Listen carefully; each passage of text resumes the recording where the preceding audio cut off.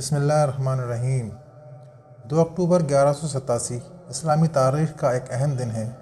اسی دن سلطان صلاح الدین ایوبی رحمۃ اللہ علیہ نے بیت المقدس یعنی یروشلم کو کروسیڈرز صلیبیوں سے آزاد کرایا۔ سن 1099 عیسوی میں پہلے کروسیڈ کے دوران عیسائی فوجوں نے یروشلم پر قبضہ کر لیا تھا اور لاکھوں مسلمانوں اور یہودیوں کا قتل عام ہوا۔ تقریباً 88 سال تک یہ مقدس شہر صلیبیوں کے قبضے میں رہا۔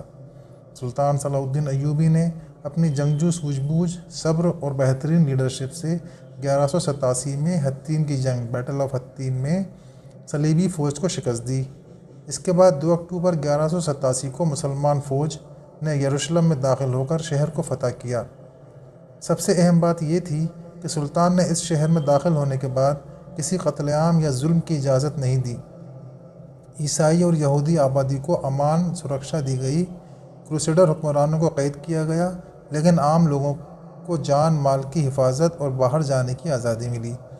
یہ واقعہ اسلامی تاریخ میں رحمت، انصاف اور انسانیت کی ایک بہترین مثال ہے۔